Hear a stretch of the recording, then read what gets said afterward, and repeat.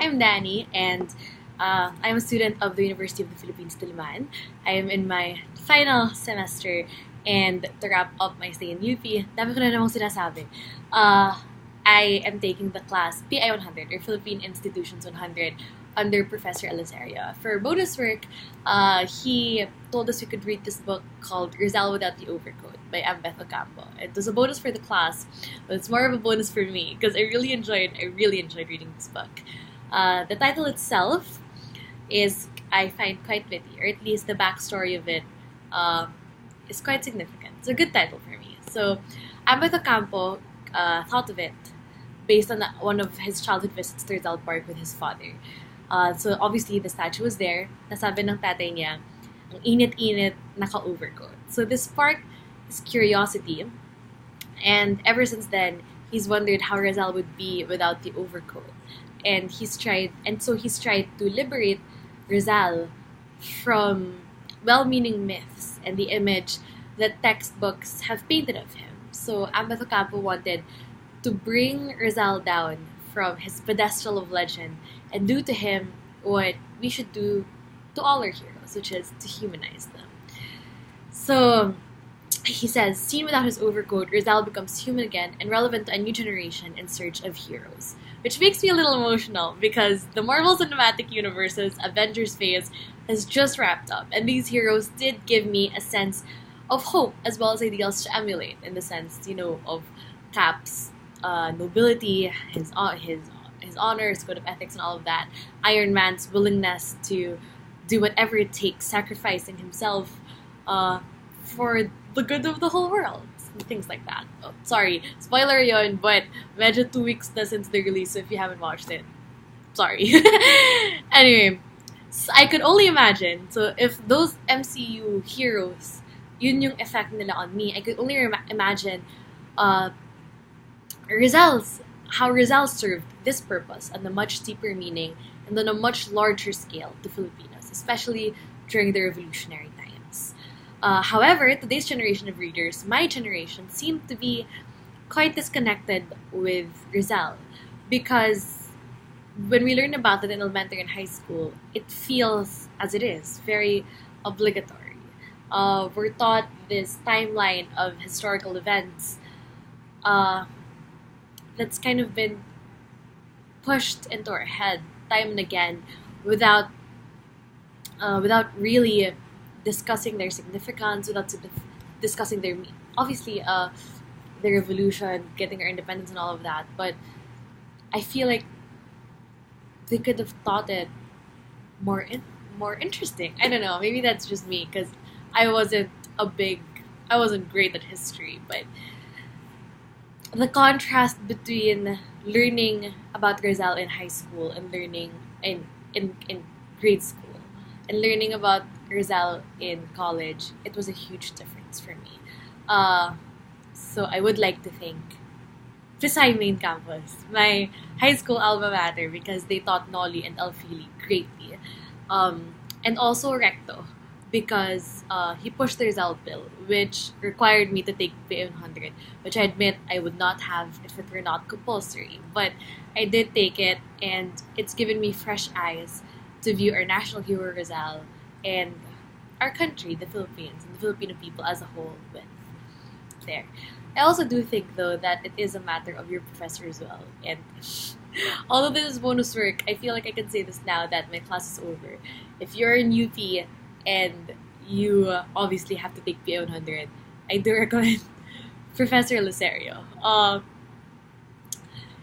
He is not ordinary. Let's say that. He's not ordinary. He makes class very interesting.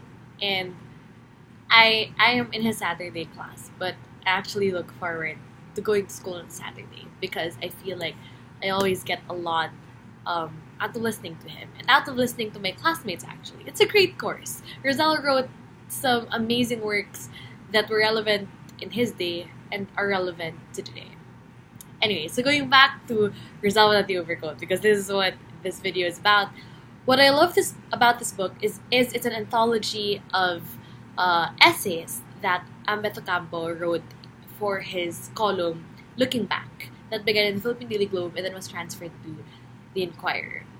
So because it's an anthology, it's really easy to pick up where you left off because each essay has a life of its own. But all of them fall under the umbrella that is Rizal, kind of like how the MCU operates with its movies. So I'm trying to be relatable also, like Ambeth. Anyway, second, because they're newspaper columns, they achieve the perfect balance between critical and, like I said, relatable. I had such a good time reading this book, even though it's Hell Month.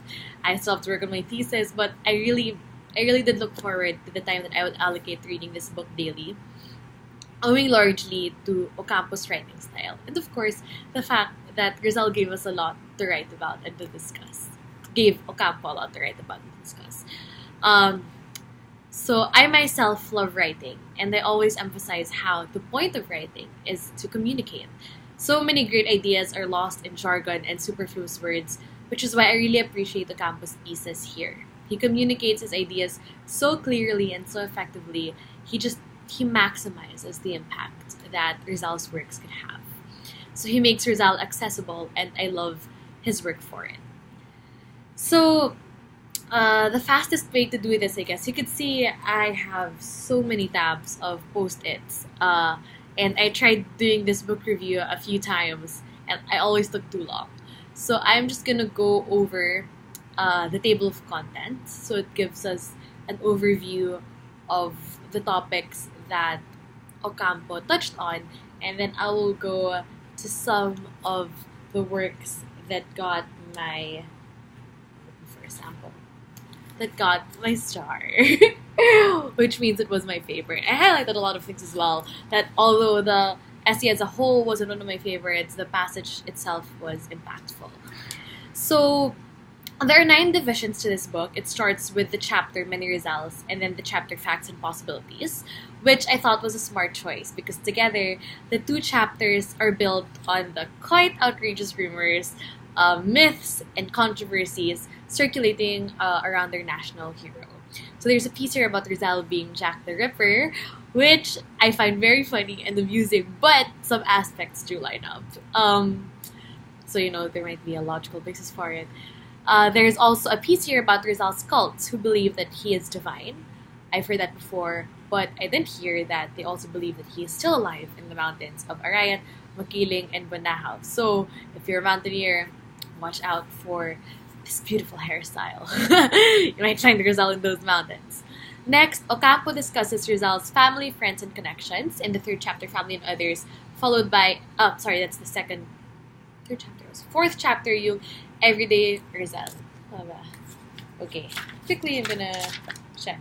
Yes, 4th chapter, yung Everyday Rizal, which discusses the mundanities of Rizal's life. And what was my favorite chapter by far? I felt as if I was getting to know Rizal like a close friend and not like a hero on the pedestal that I could never reach. So it brought Rizal closer to my heart. It made studying Rizal more personal to me, honestly.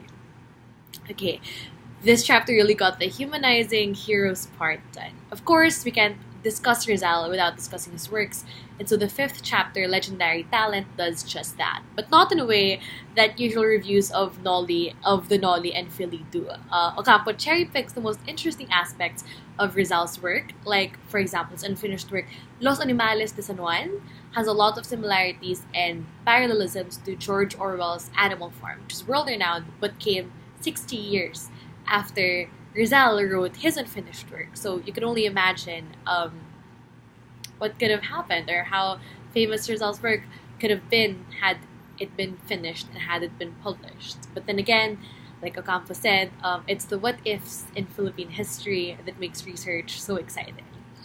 That's a recurring theme throughout this whole book. There are a lot of what-ifs. What if Rizal didn't do this? What if Rizal didn't do that? Would he still be our national hero? It's one of the things that made this book so interesting. Anyway, going back, he also discusses Ocampo pulls amusement from the Nolly by discussing its lusty or naughty parts, which of course they would never do in high school, which is a shame though, I believe, because although Rizal's novels were intended to be political, these plot points or these plot elements signified that they were still great literary works.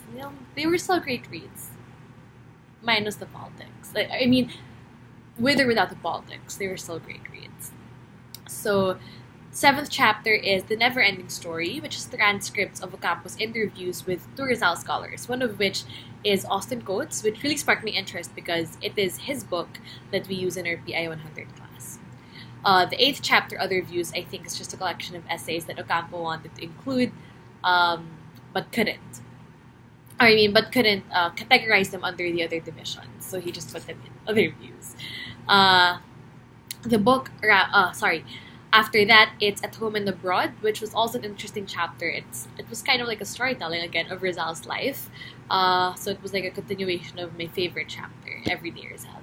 The book wraps up with Our Rizals, which is published in the 1966 Inquirer Rizal series, discussing more of the debates around Rizal's character, his decisions, what they mean, the truth of it, and all of that. The book ends with a narration of Rizal's final moments, entitled, the essay is entitled, "Oh, What a Beautiful Morning," and which was something that he said on the day that he died, and it was beautiful. Okay, so I tend to talk too much. I'm sorry, but finally, I'll discuss some of my favorite parts, some of my favorite passages.